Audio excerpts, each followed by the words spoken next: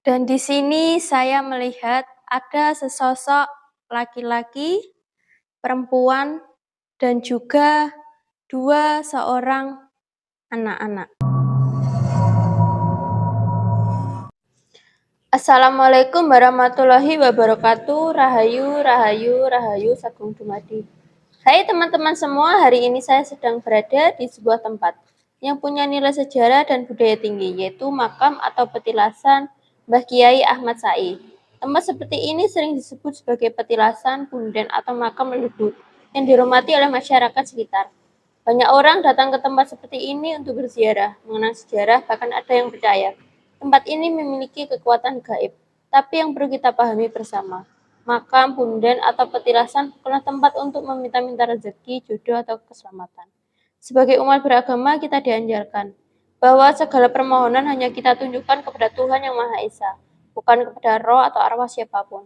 Namun, di sisi lain, kita sebagai orang Jawa juga tidak boleh melupakan adat dan budaya kita. Menghormati leluhur, menjaga situs sejarah, dan melestarikan kearifan lokal adalah bagian dari jati diri kita sebagai orang Jawa. Budaya yang kita warisi bukan sekedar tradisi, tapi juga sarana untuk memahami sejarah dan nilai-nilai leluhur yang diajarkan oleh para pendahulu kita. Jadi, dalam vlog ini saya ingin mengajak teman-teman semua untuk melihat sejarah dan budaya dari tempat ini.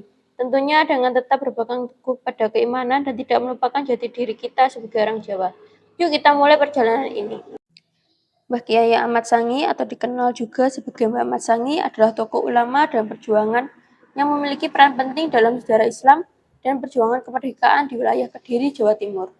Mbah Kiai Ahmad Sangi merupakan salah satu dari 9 panglima dalam Perang Diponegoro pada tahun 1825 sampai 1830, sebuah perlawanan besar terhadap penjajah Belanda yang dipimpin oleh Pangeran Diponegoro. Setelah perang berakhir, banyak pengikut Diponegoro termasuk Mbah Kiai Ahmad Sangi memilih untuk melanjutkan perjuangan melalui jalur pendidikan dan dakwah Islam. Setelah masa perang, Mbah Kiai Ahmad Sangi mendirikan pesantren Jarak di Desa Jarak, Kecamatan Plosokaten, Kabupaten Kediri. Pesantren ini menjadi pusat pendidikan Islam yang penting di wilayah tersebut dan berkontribusi dalam penyebaran ajaran Islam serta membutuhkan masyarakat yang religius. Makam Mbah Kiai Ahmad Sangi terletak di Desa Jarak, Kecamatan Plosokaten, Kabupaten Kediri. Makam ini menjadi tempat ziarah bagi masyarakat yang ingin menghormati jasa-jasanya dalam perjuangan dan penyebaran Islam. Mbah Kiai Ahmad Sangi adalah contoh nyata dari ulama perjuangan yang mengagungkan peran sebagai pemimpin spiritual dan perjuangan kemerdekaan. Warisan beliau terus dikenang dan menjadi inspirasi bagi generasi penerus dalam memperjuangkan nilai-nilai keislaman dan kebangsaan. Sahabat Sekar, kita sudah berada di depan makam Mbah Yai Ahmad Sai. Mari kita masuk ke dalam untuk mendoakan beliau dan kita akan melihat ada sosok apa saja yang ada di sini dan misteri apa saja yang ada di sini. Mari kita masuk ke dalam.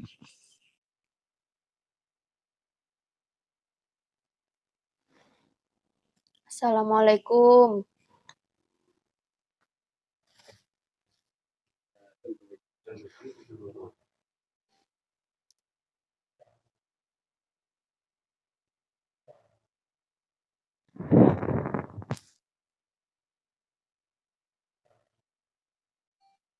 Sahabat Sekar, kita berada di dalam makam Mbah Yai Ahmad Sai. Di dalam ruangan ini, saya merasakan sebuah energi yang sangat kuat, yang menyimpan misteri dan sejarah.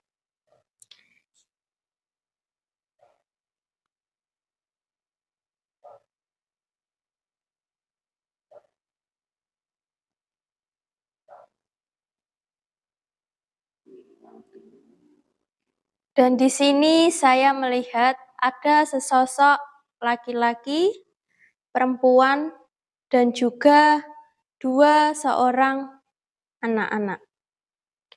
Untuk gambaran seorang laki-laki, beliau menggunakan pakaian berwarna hitam, serta ada sebuah jari di bagian sini. Serta beliau menggunakan celana berwarna hitam pula. Untuk kepala, beliau menggunakan topi mahkota berwarna hitam, ada sedikit hiasan berwarna kuning. Dan di sini saya melihat juga ada sebuah payung berwarna kuning.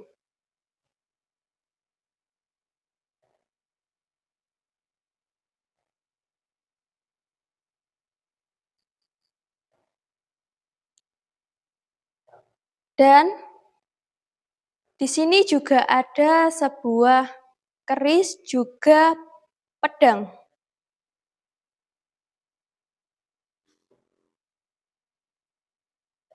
Pedang ini sangat panjang.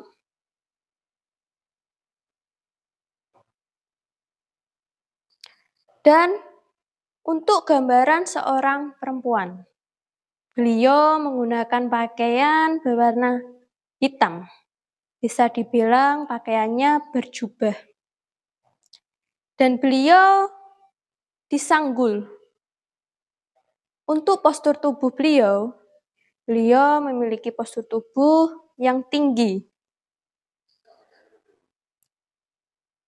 Serta beliau memakai kerudung.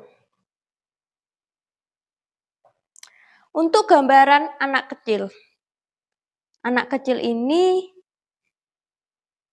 kembar, tetapi yang satu laki-laki, yang satu perempuan. Menggunakan pakaian serba warna hitam. Juga ada hiasan berwarna kuning.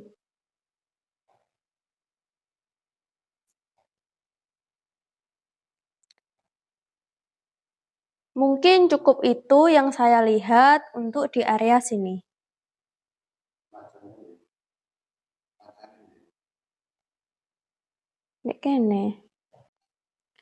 Dan di sini saya melihat ada seekor harimau berwarna putih.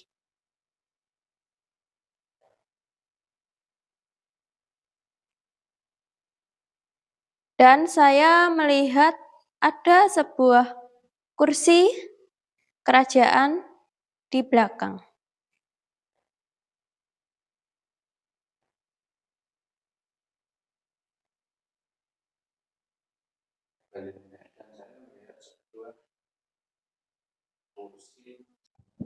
Sahabat Sekar, di depan makam Mbah Yai Ahmad Said terdapat beberapa makam.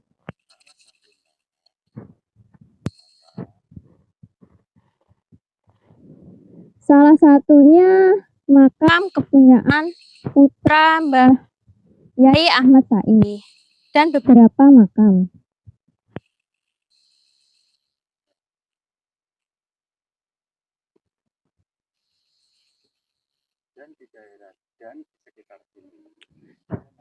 Dan di sekitar sini saya melihat ada seorang perempuan. Beliau menggunakan pakaian berwarna kuning, serta untuk bawahan memakai jari berwarna coklat. Dan beliau disanggul. Untuk postur tubuh beliau sedikit tinggi dan kekar. Ada satu lagi sesosok laki-laki. Beliau menggunakan selendang berwarna kuning, serta pakaian berwarna putih. Untuk tinggi badan, beliau memiliki tinggi badan yang kekar dan tinggi.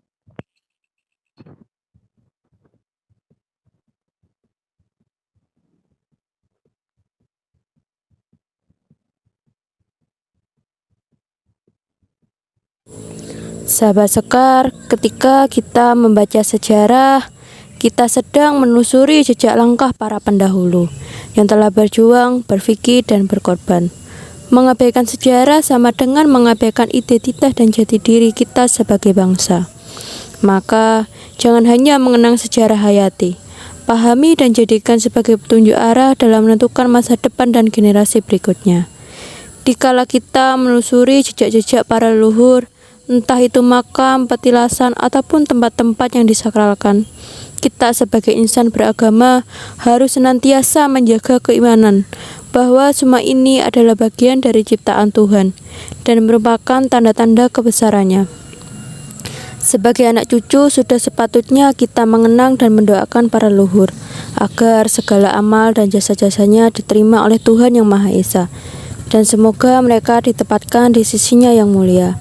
Kita juga harus senantiasa mengingat bahwa tempat-tempat ini hanyalah sarana untuk mendekatkan diri kepada alam dan kepada Tuhan.